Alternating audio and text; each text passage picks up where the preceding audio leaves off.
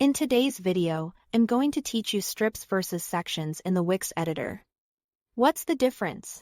If you've ever built a page in Wix and wondered when to use a section and when to use a strip, this video will make that much clearer.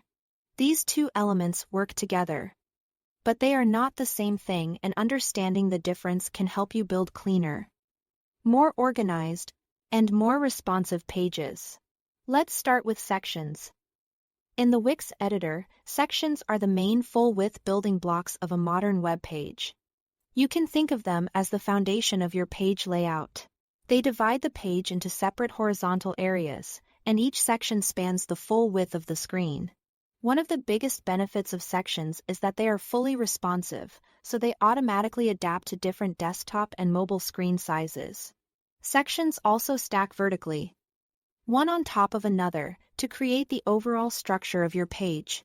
That makes them ideal for major parts of your website, like a header, an About Us area, a contact section, or a footer. They also come with useful design features.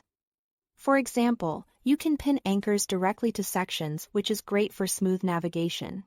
You can also add background images or videos and use custom shape dividers to create more polished transitions between parts of the page. Now let's talk about strips. Strips are different because they live inside sections or sit on top of them.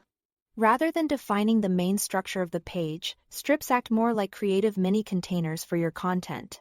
Their main purpose is to help you organize information in a more detailed and visual way.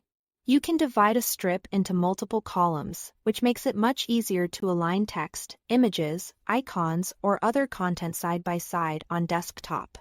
Then, on mobile, those columns automatically stack in a cleaner layout. This makes strips especially useful when you want to present content in a grid-like format without affecting the overall page structure. Strips are also highly visual.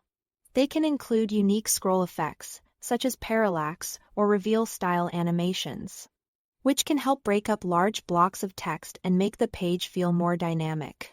A good use for strips would be something like a 3-column pricing area or a row of feature highlights inside a larger section. So, to keep it simple, use sections for the main structural parts of your page, and use strips inside those sections when you want more control over layout, especially for side-by-side content.